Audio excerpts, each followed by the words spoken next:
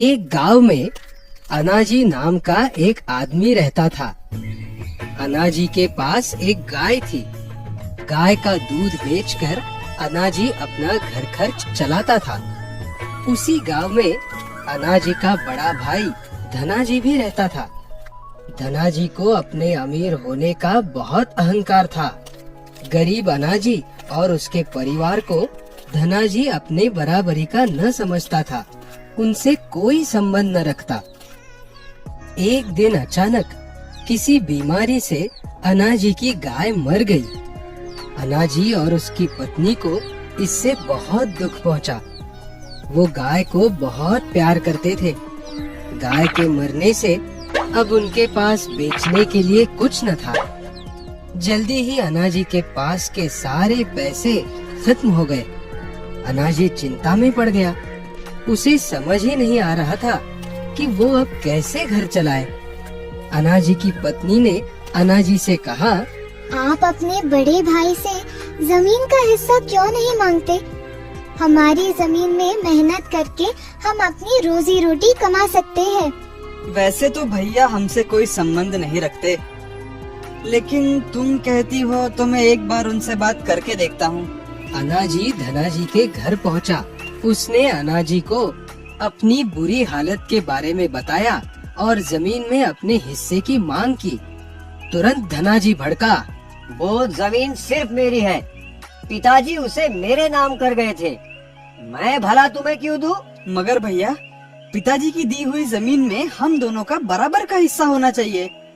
आप ये तो सोचिए, अगर मुझे अपना हिस्सा नहीं मिला तो मैं और मेरा परिवार खाएंगे क्या? उससे मुझे कोई फर्क नहीं पड़ता। जमीन मेरे हिस्से आई है, तुम्हारे हिस्से में आई है ये चक्की। चाहिए तो ले जाओ, और हाँ, आइंदा यहाँ आने की हिम्मत मत करना। धनाजी के इस बर्ताव से अनाजी बहुत दुखी हो गया। चक्की थैले में डालकर वो वहाँ से निकला।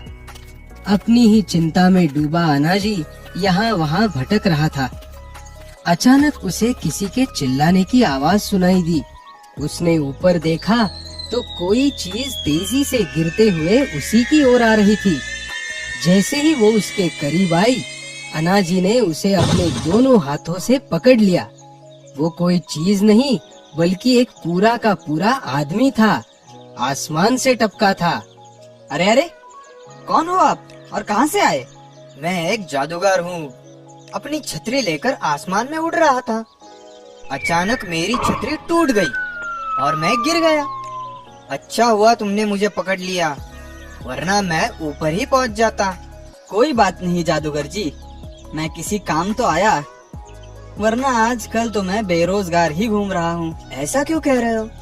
क्या बात है?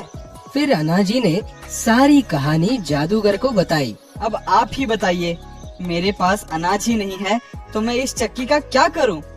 कहीं बेच भी नहीं सकता। मेरे पिताजी की आखिरी निशानी जो है। कोई बात नहीं, कोई बात नहीं। तो ये चक्की है तुम्हारी। लो, अब ये हो गई जादू की।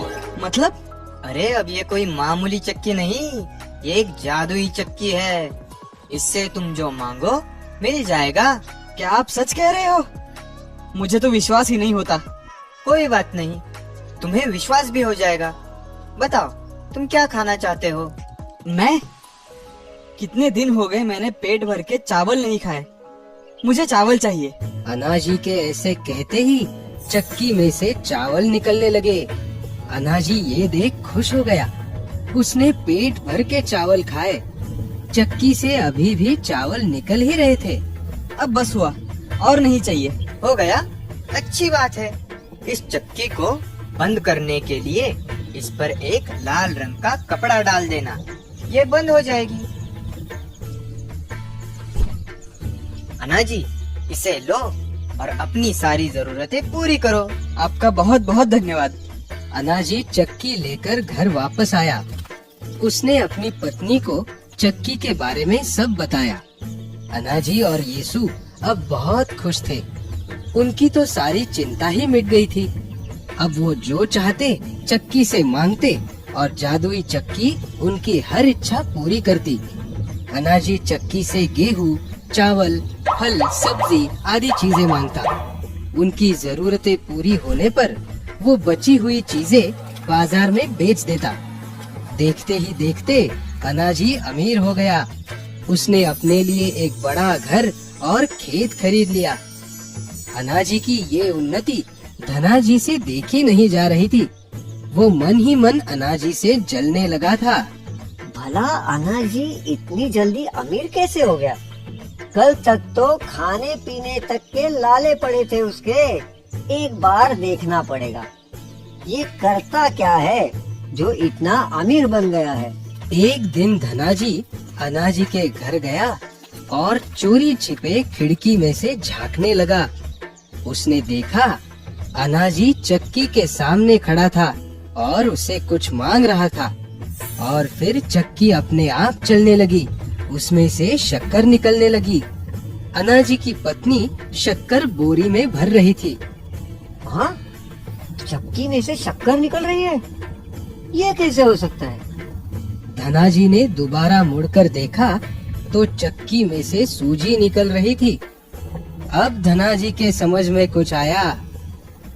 ओहो, अब समझ में आया। अनाजी चीजें मांगता है और चक्की उसे पूरा करती है। ये कोई मामूली चक्की नहीं, ये तो जादुई चक्की मालूम होती है। ये जादुई चक्की तो मेरे पास होनी चाहिए। उसी रात धनाजी ने जादुई चक्की अनाजी के घर से चुरा ली। उसने सोचा चक्की के साथ अब गांव में रहना मुमकिन नहीं। कहीं अनाजी को मालूम हो गया तो? इससे अच्छा मैं जादुई चक्की लेकर कहीं दूर चला जाता हूँ। घर वापस आकर धनाजी ने अपनी पत्नी को जादुई चक्की के बारे में बताया। अंत में उसने कहा, चलो चलो, अपना सारा सामान बांध लो। सुबह होते ही हम इस गांव से कहीं दूर चले जाएंगे। सुबह होते ही धनाजी और उसकी पत्नी गांव से दूर जाने के लिए एक नाव में बैठे। नाव उन्हें लेकर दूसरे गांव जाने लगी। धनाजी मन ही मन खुश होने लगा। अब तो मेरे पास जादुई चक्की है, जो चाहे मांग सकता हूँ। ना, मैं चक्की से खाने पीने की चीजें नहीं मांगूंगा ना। मैं तो उससे सोना, चांदी, हीरे, जवाहरात मांगूंगा। कितना मजा आएगा। मैं तो दुनिया का सबसे अमीर आदमी बन जाऊंगा।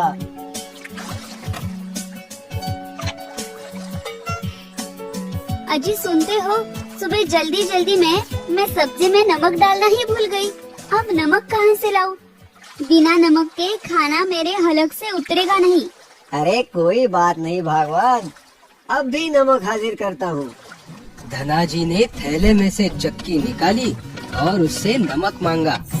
चक्की घूमी और नमक निकलना शुरू हो गया। धनाजी ने मुट्ठी भर नमक अपनी पत्नी को देते हुए कहा, ये लो नमक। इतना बस है कि और दूं? अरे बस बस, सिर्फ नमक थोड़े ही खाना है। बस हुआ, और नमक नहीं चाहिए। ठीक है, चक्की बंद कर देता हूँ। धनाजी ने चक्की को रुकने को कहा, चक्की रुक जाओ, और नमक नहीं चाहिए। मगर चक्की नहीं रुकी। अरे सुना नहीं, बस हुआ। मगर चक्की ऐसे थोड़ी रुकने वाली थी। वो तो चलती रही, नमक बाहर निकलता रहा। ठहरो, अब बस हुआ। अरे चक्की को कैसे बंद करते हैं ये तो मैंने देखा ही नहीं। चक्की चलती ही जा रही थी। नाव में नमक का ढेर बढ़ते ही जा रहा था। धनाजी की पत्नी परेशान होने लगी। अजी ये क्या हो रहा है? बंद करो इस चक्की को, वरना हमारी नाव डूब जाएगी। अब डर के मारे धनाजी की हालत खराब होने लगी। चक्की बंद करने के लिए उस पर लाल रंग का कपड़ा डालना होता है, ये तो उसे मालूम ही नहीं था। चक्की को बंद करने के लिए उसने बंद शब्द के सारे समानार्थी शब्द बोलने शुरू कर दिए। ठहरो, रुक जाओ, बंद हो जाओ, खत्म करो। अरे अरे बस भी करो। मगर चक्की रुकी नहीं। नमक के बढ़ते वजन से नाव डूबने लगी। समाप्त, अंत, इति श्री, नाश, विरह, मृत्यु। ना चक्की रुकी, ना ही नमक निकलना बंद हुआ। नाव के साथ साथ धनाजी और उसकी पत्नी भी पानी में डूब गए। चक्की भी डूबते डूबते पानी के नीचे जमीन पर जा गिरी। धनाजी को अपने किए की सजा मिल गई। चक्की पानी में अभी भी चल रही है, उसमें से अभी भी नमक निकल रहा है। अब समझे समंदर का पानी खारा क्यों होता है?